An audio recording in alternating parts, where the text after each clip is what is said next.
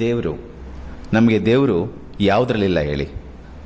ನಮ್ಮ ಆಲದ ಮರದಲ್ಲಿ, ನಾವು ಕುತ್ಕೊಳ್ಳೋ ನೆಲದಲ್ಲಿ ಎಲ್ಲವೂ ಕೂಡ ದೇವರೇ. ಆದರೆ ಆ ದೇವರುಗಳಿಗೆ ನಾವು ಏನು ಮಾಡ್ತಾ ಇದ್ದೀವಿ ಗೊತ್ತಾ? ಬೆಂಗಳೂರು ಆಚೆ ತಾವರೆಕೆರೆ ನೆಲಮಂಗಲ ರಸ್ತೆ 43 ಕಿಲೋಮೀಟರ್ ರಸ್ತೆ ಆಗ್ತಾ ಇದೆ. ಅಷ್ಟೂ ರಸ್ತೆಯಲ್ಲಿರುವಂಥ ಸಾವಿರಾರು ವರ್ಷದ ಸಾವಿರಾರು ಮರಗಳನ್ನ ಪ್ರತಿದಿನ ಲೋಡ್ ಮಾಡಿ ಮಾಡಿ ಮಾಡಿ ತುಂಡರಿಸಿ ಕಳಿಸ್ತಾ ಇದ್ದೀವಿ. ಆಲದ ಮರ ನೆಡೋದು ನಮ್ಮ ಸಂಸ್ಕೃತಿಯ ಭಾಗ. ಪ್ರತಿ ಹಳ್ಳಿಲೂ ಕೂಡ ಆಲದ ಮರಗಳನ್ನ ನೆಟ್ಟಿದ್ದಾರೆ. ಇದು ಬೌದ್ಧ ಧರ್ಮದಿಂದ ಹಿಡಿದು ಇವತ್ತಿನವರೆಗೂ ಕೂಡ ಸತ್ಯವಾಗಿತ್ತು. ಬುದ್ಧ ಪ್ರತಿ ಗ್ರಾಮದಲ್ಲೂ ಆಲದ ಮರಗಳನ್ನ ಬೆಳೆಸೋದಕ್ಕೆ ಪ್ರೋತ್ಸಾಹಿಸಿದ. ಬುದ್ಧನ ಪ್ರಕಾರ ಇವೇ ರಿಪಬ್ಲಿಕ್ ಲ್ಯಾಂಡ್ಸ್. ಅಂದರೆ ಮನುಷ್ಯ ಜಂಗಮವಾಗಿದ್ದಾಗ ಅವನಿಗೆ ನೀರು ನೆರಳನ್ನು ಕೊಟ್ಟಂಥ ಗುಂಡು ತೋಪು ನೆಡತೋಪುಗಳಲ್ಲಿ ಇದೇ ಮರಗಳನ್ನೇ ಬುದ್ಧ ಬೆಳೆಸೋದಕ್ಕೆ ಪ್ರೋತ್ಸಾಹಿಸಿದ್ದು. ಹಾಗಾಗಿ ಬೌದ್ಧ ಧರ್ಮದಲ್ಲಿ ಬೋಧಿ ವೃಕ್ಷಗಳಿಗೆ ವಿಶೇಷವಾದ ಮಹತ್ವ ಇದೆ. ಹಿಂದೂ ಧರ್ಮದಲ್ಲೂ ಕೂಡ ಅದಕ್ಕೆ ವಿಶೇಷವಾದ ಮಹತ್ವ ಇದೆ. ಆದರೆ ಈ ಅಭಿವೃದ್ಧಿ ಹೆಸರಲ್ಲಿ ನಾವು ಮಾಡ್ತಿರೋದು ಒಂದಲ್ಲ ಎರಡಲ್ಲ. ನಾನು ಈ ರಸ್ತೆಯಲ್ಲಿ 30-35 ವರ್ಷದಿಂದ ಓಡಾಡ್ತಿದ್ದೀನಿ. ಎಂಥ ಬೇಸಿಗೆಯಲ್ಲೂ ಕೂಡ ನನಗೊಂದು ಸಣ್ಣ ಚಳಕು ಅನಿಸೋದು ಈ ರಸ್ತೆ. ಯಾಕೆಂದರೆ ಆ ಥರದೊಂದು ಸೂಕ್ಷ್ಮವಾದ ವಾತಾವರಣ, ಮೈಕ್ರೋ ಕ್ಲೈಮೇಟ್ ಸೃಷ್ಟಿಯಾಗಿದ್ದು ಈ ಆಲದ ಮರಗಳಿಂದ. ಇವನ್ನೆಲ್ಲ ನಾಶ ಮಾಡಿ ನಮ್ಮ ಮಕ್ಳಿಗೆ ನಾವೇನು ಕೊಡ್ತೀವಿ? ನೀರನ್ನು ಹಾಳು ಮಾಡಿದ್ದಾಯಿತು.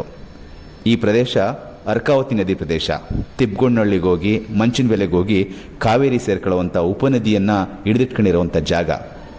ಈ ರಸ್ತೆ ಇದೆಯಲ್ಲ, ಇಲ್ಲಿ ಒಂದು ಬೆಟ್ಟ ಅಡ್ಡ ಬರುತ್ತೆ. ಹಾಗಾಗಿ ರಸ್ತೆ ಕ್ರಾಸಾಗಿ ಹೋಗ್ಬೇಕಾಗತ್ತೆ. ಅದಕ್ಕೇನು ಮಾಡ್ತಾ ಇದ್ದಾರೆ ಗೊತ್ತಾ? ಇಡೀ ಬೆಟ್ಟವನ್ನೇ ನಾಶ ಮಾಡ್ತಿದ್ದಾರೆ. ಈ ಬೆಟ್ಟದ ಹೆಸರು ಹುಲಿಕಲ್ ಬೆಟ್ಟ. ಇಲ್ಲಿ ಮೊದಲು ಹುಲಿ ಇತ್ತಂತೆ. ಹಾಗಾಗಿ ಜನಗಳು ಹೆದರೋರಂತೆ ಇಲ್ಲಿಗೆ ಬರೋದಕ್ಕೆ. ಈಗ ಅಲ್ಲಿ ಹುಲಿನೂ ಇಲ್ಲ, ಇನ್ನು ಮುಂದಕ್ಕೆ ಆ ಬೆಟ್ಟವೂ ಇರಲ್ಲ. ನೀವೇನು ನೋಡ್ತಿದ್ದೀರಿ ಇದೇ ಈ ಬೆಟ್ಟದ ಕೊನೆಯ ಚಿತ್ರ ಇರಬಹುದು. ನಮ್ಮ ಸ್ನೇಹಿತರು LC ನಾಗರಾಜ್ ಇದೇ ಭಾಗದವರು.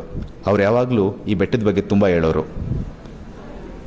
ಈ ಬೆಟ್ಟವನ್ನು ತುಂಡು ತುಂಡು ಮಾಡಿ ರಸ್ತೆ ಸೀದಾ ಮಾಡಿಕೊಂಡು ನಾವು ಮಾಡುವಂಥ ಸಾಧನೆ ಏನು ಅಂತ ನನಗಿನ್ನೂ ಅರ್ಥ ಆಗಿಲ್ಲ.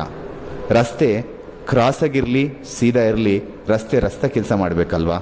ಆದರೆ ಒಬ್ಬ ಕಾಂಟ್ರಾಕ್ಟರ್ ಡಿಸೈಡ್ ಮಾಡ್ತಾನೆ ಯಾವ ಬೆಟ್ಟ ಉಳಿಬೇಕು, ಯಾವ ಮರ ಉಳಿಬೇಕು ಅಂತ. ಇಲ್ಲಿ ಮರಗಳಿಗೆ ನಂಬರ್ಗಳನ್ನ ಹಾಕಿಟ್ಟಿದ್ದೀವಿ.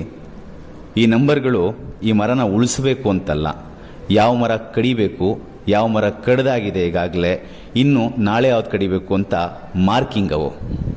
ಒಂದು ಕಡೆ ಬೆಟ್ಟಗಳು, ಇನ್ನೊಂದು ಕಡೆ ಮರಗಳು. ಮತ್ತು ಈ ಮರಗಳು ಇವತ್ತಿನವು ನೆನ್ನೆವಲ್ಲ.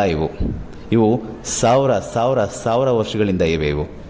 ನಾನು ನೋಡಿದಾಗ್ಲಿಂದನೂ ಈ ಮರಗಳು ಹೀಗಿವೆ. ನಮ್ಮ ಮುತ್ತಾತ ನೋಡಿದಾಗಿಂದನೂ ಹೀಗೆ ಇದ್ವೇನೋ.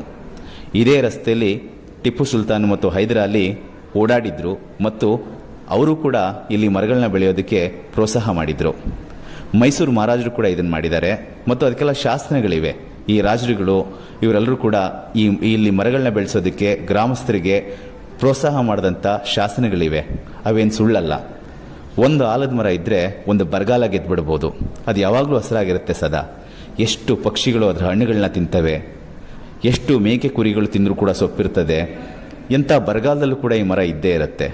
ಒಂದು ಕಡೆ ಅದರ ಬೇರು ಸತ್ತೋಗ್ತಾ ಇರುತ್ತೆ, ಇನ್ನೊಂದು ಕಡೆ ಅದರ ಬಿಳಿಲ್ಗಳು ಹೊಸ ಬೇರುಗಳ ರೀತಿ ಮತ್ತೆ ಹುಟ್ಟುತ್ತಾನೆ ಇರುತ್ತೆ.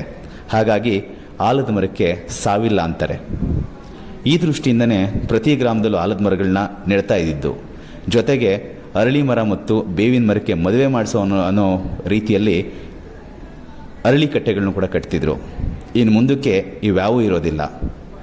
ಪೂರ್ಣಚಂದ್ರ ತೇಜಸ್ವಿ ಅವರು ಹೇಳ್ತಾರೆ, ಒಂದು ಮರ ನಷ್ಟವಾದರೆ ಆ ಮರದ ಹಣ್ಣನ್ನೇ ನೆಚ್ಕೊಂಡಿದ್ದಂಥ ಪಕ್ಷಿಯ ಸಂತತಿನೂ ಕೂಡ ನಾಶ ಆಗತ್ತೆ ಅಂತ ಹೇಳ್ತಾರೆ. ಇವತ್ತು ಪಕ್ಷಿಗಾಗ್ತಾ ಇರೋದು ನಾಳೆ ನಮಗೂ ಆಗತ್ತೆ. ಯಾಕೆಂದರೆ ಈ ಜೀವಕ್ರಿಯೆಯಲ್ಲಿ ಅವರು ಮೊದಲು, ನಾವು ಆಮೇಲೆ. ನಾವು ನಮ್ಮ ಸಾವನ್ನು ನೋಡ್ತೀವಿ.